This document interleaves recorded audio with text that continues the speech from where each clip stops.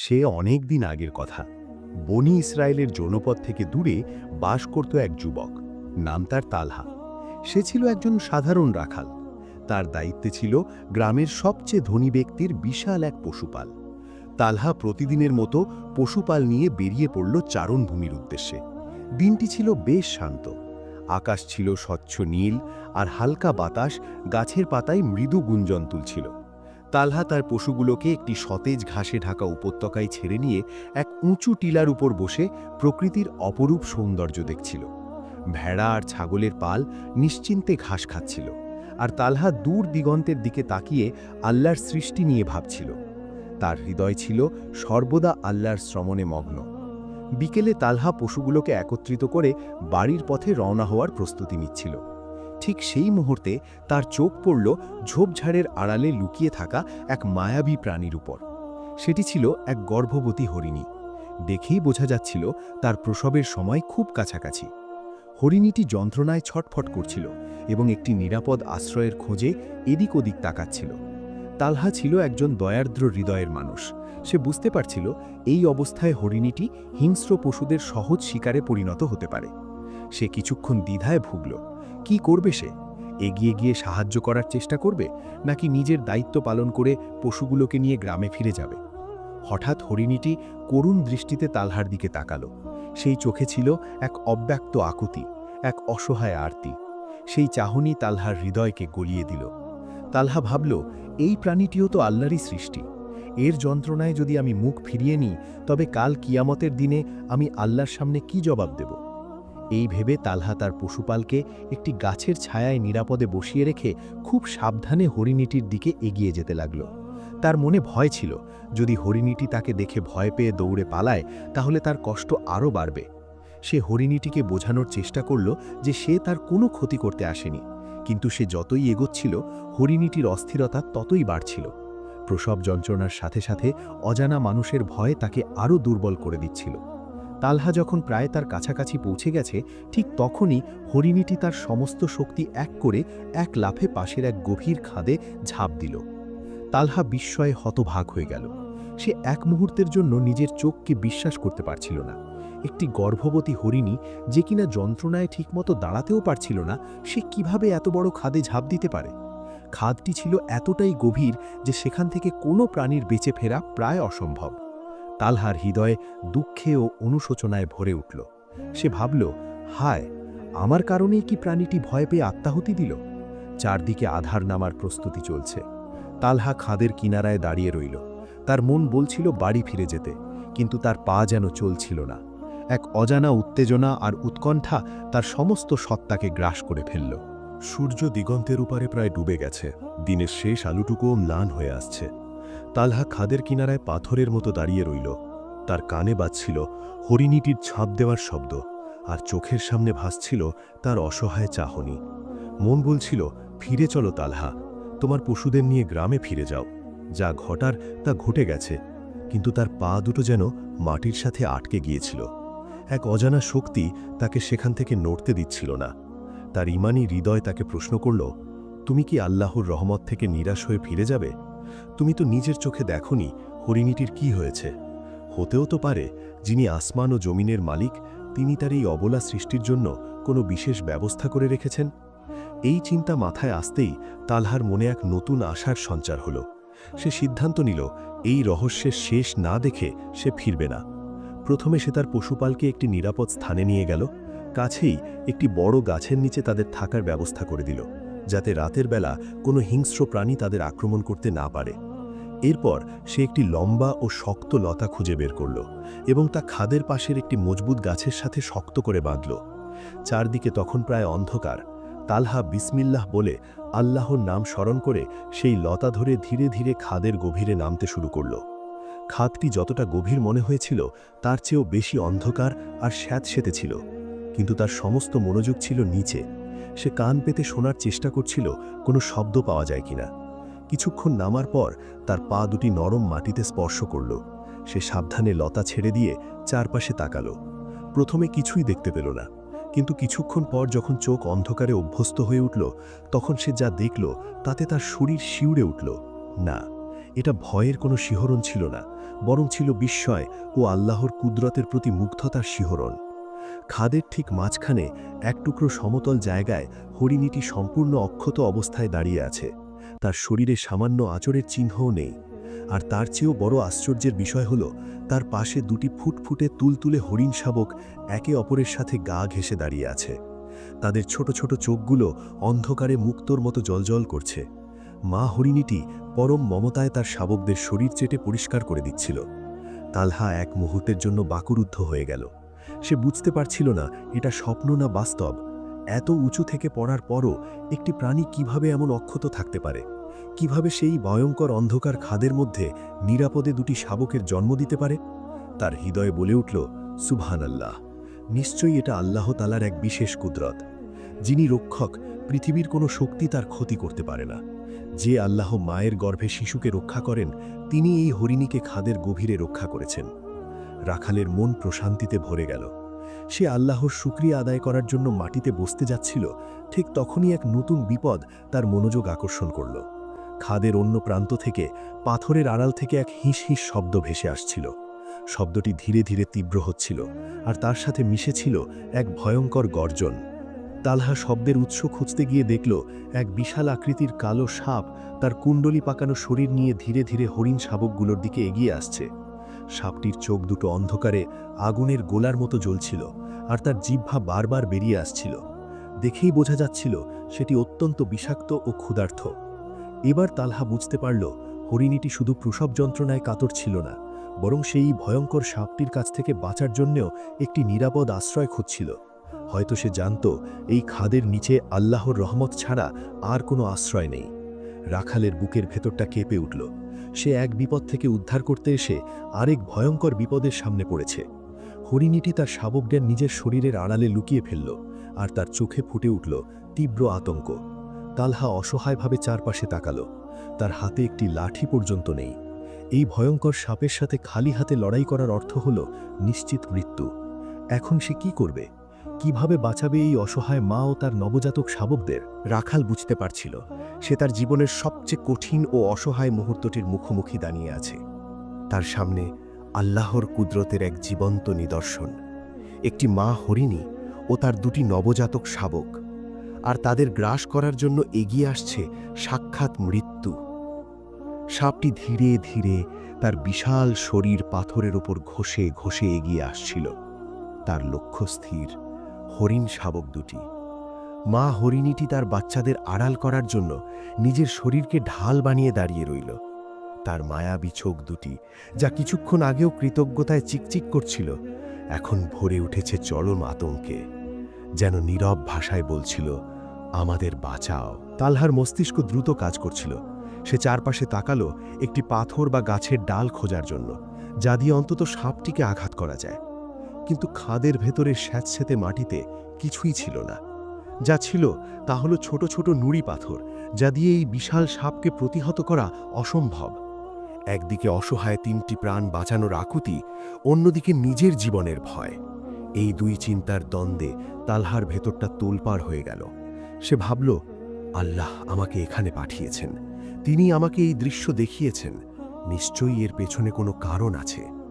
আমি যদি আজ এই অসহায় প্রাণীদের মৃত্যুর মুখে ফেলে পালিয়ে যাই, তবে কোন মুখে আমি নিজেকে আল্লাহর বান্দা বলে পরিচয় দেব?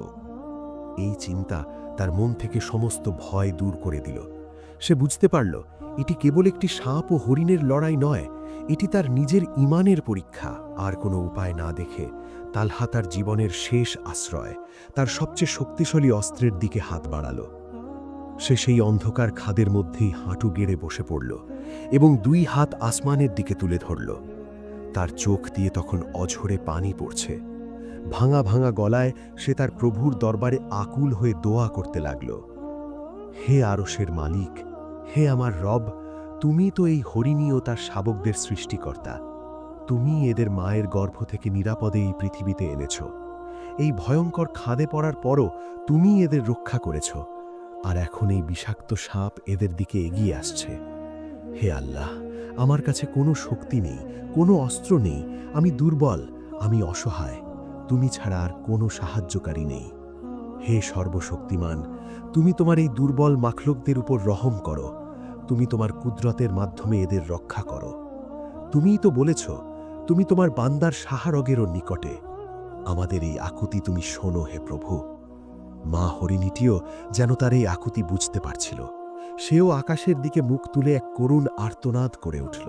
তালহার দোয়া শেষ হতে না হতেই এক অবিশ্বাস্য অলৌকিক ঘটনা ঘটল। খাদের ঠিক উপরের কিনারায়, যেখান দিয়ে সাপটি নেমে আসছিল, সেখানকার একটি বিশাল পাথরখণ্ড হঠাৎ করেই আলগা হয়ে গেল। মুহূর্তের মধ্যে বিকট এক শব্দ করে সেই বিশাল পাথরটি খসে পড়ল এবং বাতাসের বুক চিরে সোজা নিচে নেমে আসতে লাগল। সাপটি কিছু বুঝে ওঠার আগেই চোখের পলকে সেই পাথরটি সরাসরি তার ফনা তোলা মাথার উপর আছড়ে পড়ল। এক মুহূর্তের জন্য সবকিছু স্তব্ধ হয়ে গেল।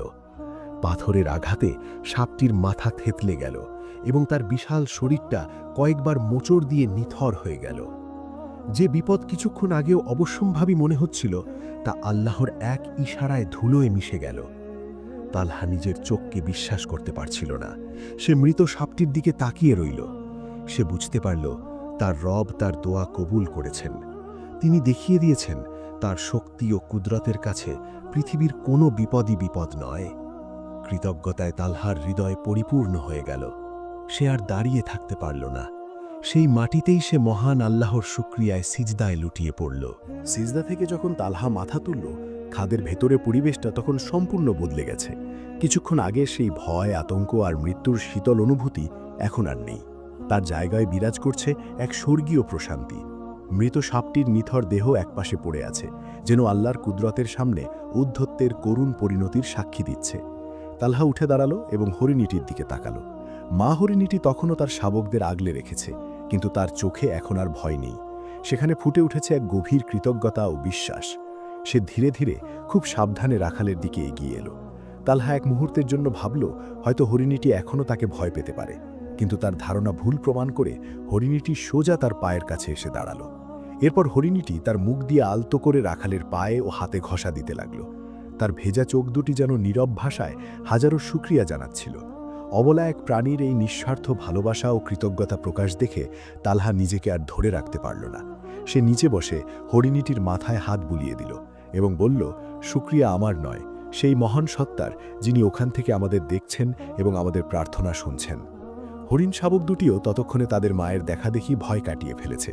তারা টলমল পায়ে এগিয়ে এসে রাখালের চারপাশে ঘুরঘুর করতে লাগল, যেন এক নতুন বন্ধুকে তারা খুঁজে পেয়েছে। এই স্বর্গীয় দৃশ্য দেখে তালহার মনে হলো, পৃথিবীর সমস্ত ধন সম্পদের চেয়েও এই মুহূর্তটি অনেক বেশি মূল্যবান। কিছুক্ষণ পর যখন ভোরের প্রথম আলো খাদের গভীরে উঁকি দিতে শুরু করল, তালহা বুঝতে পারল এবার তার ফিরে যাওয়ার সময় হয়েছে। তার পশুপাল বাইরে একা অপেক্ষা করছে। সে খাদ থেকে উপরে ওঠার জন্য সেই লতাটির কাছে এগিয়ে গেল, কিন্তু সে লতাটি ধরার আগেই হরিণেকি তার সামনে এসে দাঁড়ালো এবং এক অদ্ভুত ভঙ্গিতে মাথা নাড়ল, যেন তাকে কিছু বলতে চাইছে। এরপর সে রাখালের পোশাকের এক কোণা মুখে ধরে আলতো করে টানতে লাগল এবং তাকে খাদের অন্য এক অন্ধকার কোণার দিকে নিয়ে যাওয়ার জন্য ইশারা করল। তালহা প্রথমে কিছুটা অবাক হলো। সে ভাবল হরিণীটি হয়তো তাকে খাদ থেকে বের হওয়ার অন্য কোনো সহজ পথ দেখাতে চাইছে। সে কৌতূহলী হয়ে হরিণীটির পেছন পেছন হাঁটতে শুরু করল। খাদের সেই কোণাটি ছিল ঝোপঝাড় আর লতাপাতায় ঢাকা। হরিণীটি একটি নির্দিষ্ট ঝোপের সামনে গিয়ে থেমে গেল এবং পা দিয়ে মাটি আঁচড়াতে লাগল। তার আচরণে স্পষ্ট বোঝা যাচ্ছিল যে সে রাখালকে কিছু একটা দেখাতে চায়। তালহা হাত দিয়ে ঝোপের ডালপালা সরাতেই এক অবিশ্বাস্য দৃশ্য তার চোখের সামনে ভেসে উঠল। ঝোপের আড়ালে মাটির নিচে অর্ধেক পোতা অবস্থায় রয়েছে একটি পুরানো নকশা করা কাঠের সিন্দুক। সিন্দুকটির ডালা সামান্য খোলা। কৌতূহলী হয়ে তালহা সিন্দুকটির ডালা পুরোপুরি খুলল। ভেতরের দৃশ্য দেখে তার চোখ ধাঁধিয়ে গেল। সিন্দুকটি কানায় কানায় ভরা প্রাচীন স্বর্ণমুদ্রা, হিরে, পান্না আর ইয়াকুত পাথরের মতো মূল্যবান রত্ন দিয়ে। মুদ্রার উপর খোদাই করা লিপি দেখে বোঝা যাচ্ছিল এগুলো বহু পুরানো এবং সম্ভবত কোনো রাজা বা সওদাগরের হারিয়ে যাওয়া সম্পদ। তালহা বুঝতে পারছিল না এই জনমানবহীন খাদের গভীরে এত বিপুল পরিমাণ সম্পদ কোথা থেকে এলো। তার মনে হলো এটা নিশ্চয়ই আল্লাহর পক্ষ থেকে তার জন্য একটি পরীক্ষা। সে ভাবল, আমি তো এখানে এসেছিলাম কেবল একটি প্রাণীকে সাহায্য করতে, আমি কোনো সম্পদের লোভে আসিনি। সে সিন্দুকের ডালা বন্ধ করে দিতে চাইল, কিন্তু যখনই সে ডালা বন্ধ করতে গেল তার মনে হলো, আল্লাহ যদি আমাকে পরীক্ষা করার জন্য এটা দিতেন, তবে তিনি সাপটিকে পাঠিয়েই তা করতে পারতেন। তিনি তো আমাকে সাহায্য করেছেন, তবে কি এটা আমার ঈমান ও দয়ার প্রতিদান হিসাবে আল্লাহর পক্ষ থেকে একটি উপহার? এই চিন্তা মাথায় আসতেই তার হৃদয় প্রশান্তিতে ভরে গেল। সে বুঝতে পারল, যে ব্যক্তি আল্লাহর উপর ভরসা করে এবং তার সৃষ্টির প্রতি দয়া দেখায়, আল্লাহ তাকে দুনিয়াতেও নিরাশ করেন না। এই সম্পদ তার জন্য আল্লাহর পক্ষ থেকে একটি নেয়ামত। সে 2 হাত তুলে আল্লাহর শুকরিয়া আদায় করল এবং মনে মনে সিদ্ধান্ত নিল, এই সম্পদের এক কণাও সে নিজের ব্যক্তিগত ভোগবিলাসের জন্য ব্যবহার করবে না। সেই সমস্ত সম্পদ আল্লাহর রাস্তায় গ্রামের গরিব, দুঃখী, এতিম ও বিধবাদের কল্যাণে ব্যয় করবে। ভোরের আলো তখন উজ্জ্বল হয়ে উঠেছে। তালহা তার ঝোলায় সামান্য কিছু স্বর্ণমুদ্রা নিয়ে খাদ থেকে উপরে ওঠার প্রস্তুতি নিল। সে শেষবারের মতো হরিণীয় তার শাবক দুটির দিকে তাকালো। তার মায়াবী চোখ দুটি জলে ভরে উঠল। এত অল্প সময়ে এই অবলা প্রাণীদের সাথে তার এক অদ্ভুত আত্মিক সম্পর্ক তৈরি হয়ে গিয়েছিল। হরিণীটিও যেন তার মনের অবস্থা বুঝতে পারছিল। সে আবারও রাখালের কাছে এসে তার শরীরে গা ঘষতে লাগল, যেন বিদায় জানাচ্ছে। তালহা হরিণীটির মাথায় হাত বুলিয়ে দিয়ে বলল, যাও, এবার তোমরা মুক্ত। আল্লাহ তোমাদের সর্বদা রক্ষা করুন। তালহা জানত এই খাদ আর তাদের জন্য নিরাপদ নয়, তাই সে চারপাশ ভালো করে দেখে খাদ থেকে বের হওয়ার একটি সহজ ও নিরাপদ পথ তাদের দেখিয়ে দিল। হরিণীটি তার শাবকদের নিয়ে সেই পথে ধীর পায়ে এগিয়ে গেল এবং ঘন জঙ্গলের আড়ালে যাওয়ার আগে শেষবারের মতো কৃতজ্ঞ দৃষ্টিতে রাখালের দিকে তাকালো। তালহা লতা বেয়ে খাদের উপরে উঠে এলো। সারা রাতের ঘটনা প্রবাহে সে ছিল ক্লান্ত, কিন্তু তার হৃদয় ছিল এক অভূতপূর্ব প্রশান্তি ও ঈমানের আলোতে পরিপূর্ণ। সে তার পশুপালকে একত্রিত করে গ্রামের পথে রওনা হলো। গ্রামে ফিরে সে প্রথমে তার মালিকের কাছে গেল এবং তার সমস্ত পশু বুঝিয়ে দিল। এরপর সে তার রাখালের চাকরি থেকে অব্যাহতি চাইল। মালিক তার মতো একজন সৎ ও বিশ্বস্ত কর্মীকে ছাড়তে না চাইলেও তালহার দৃঢ় সংকল্পের কাছে হার মানল। এরপর শুরু হলো তালহার নতুন জীবন। সে রাতের আধারে আবার সেই খাদে ফিরে গেল এবং বাকি সমস্ত সম্পদ তুলে নিয়ে এলো। যেমনটি সে নিয়ত করেছিল, সেই সম্পদের এক কণাও সে নিজের জন্য রাখল না। প্রথমেই সে গ্রামের সবচেয়ে অভাবী, এতিম ও বিধবাদের একটি তালিকা তৈরি করল। রাতের অন্ধকারে পরিচয় গোপন রেখে সে প্রত্যেকের বাড়ির দরজায় প্রয়োজনীয় স্বর্ণমুদ্রা ও খাবার রেখে আসতে লাগল। সকালে ঘুম থেকে উঠে গ্রামের মানুষ দেখত আল্লাহর পক্ষ থেকে যেন তাদের জন্য রহমত বর্ষিত হয়েছে। কেউ বুঝতে পারছিল না কে এই অদৃশ্য সাহায্যকারী। ধীরে ধীরে সে গ্রামের সমস্ত ঋণগ্রস্ত মানুষের ঋণ পরিশোধ করে দিল। তার সম্পদে পুরো গ্রামটির চেহারা বদলে যেতে লাগল। যেখানে একসময় অভাব আর হাহাকার ছিল, সেখানে এখন বইছে প্রাচুর্য ও শান্তির হাওয়া। তালহা নিজে আগের মতোই এক সাধারণ কুঁড়ে ঘরে বাস করতে লাগল এবং নিজের জীবিকা নির্বাহ করতে লাগল। তার এই অনাড়ম্বর জীবনযাপন ও পরোপকারী স্বভাব গ্রামের মানুষের নজর এড়াল না। খুব শীঘ্রই সবাই বুঝতে পারল যে এই অদৃশ্য সাহায্যকারী আর কেউ নয়, তাদেরই গ্রামের রাখাল তালহা। তার ঈমান, সততা আর আল্লাহর প্রতি অগাধ বিশ্বাসের কথা চারদিকে ছড়িয়ে পড়ল। কিন্তু তালহা সবসময় বলতো, সমস্ত প্রশংসা কেবলই আল্লাহ তাআলার। আমি তো কেবল তারই এক নগণ্য বান্দা ও আমানতদার। তার জীবনের এই ঘটনা বনি ইসরায়েলের মানুষের জন্য এক জীবন্ত উদাহরণ হয়ে রইল। তারা শিখল, যে ব্যক্তি আল্লাহর সৃষ্টির প্রতি দয়া প্রদর্শন করে, আল্লাহ তার প্রতি বহুগুণে দয়া করেন। যে ব্যক্তি কঠিনতম মুহূর্তেও আল্লাহর ওপর ভরসা রাখে, আল্লাহ তার জন্য এমন জায়গা থেকে সাহায্যের ব্যবস্থা করেন যা মানুষ কল্পনাও করতে পারে না। আর যে ব্যক্তি আল্লাহর দেওয়া নিয়ামতের শুকরিয়া আদায় করে এবং তা তার রাস্তায় ব্যয় করে, আল্লাহ তাকে দুনিয়া ও আখিরাতে উভয় জগতেই সম্মানিত করেন। আসসালামু আলাইকুম। আমাদের ইসলামিক ভয়েস বাংলা চ্যানেলের ভিডিওগুলো যদি আপনার ভালো লাগে, তবে অবশ্যই ভিডিওটিকে লাইক, কমেন্ট এবং শেয়ার করবেন। আর নতুন নতুন ইসলামিক গল্প, দাওয়া, নবীদের জীবনী ও শিক্ষামূলক ভিডিও পেতে আমাদের চ্যানেলটিকে সাবস্ক্রাইব করতে ভুলবেন না। আল্লাহ আমাদের সবাইকে হেদায়েত দান করুন এবং দুনিয়া ও আখিরাতে সফলতা দান করুন। আমিন।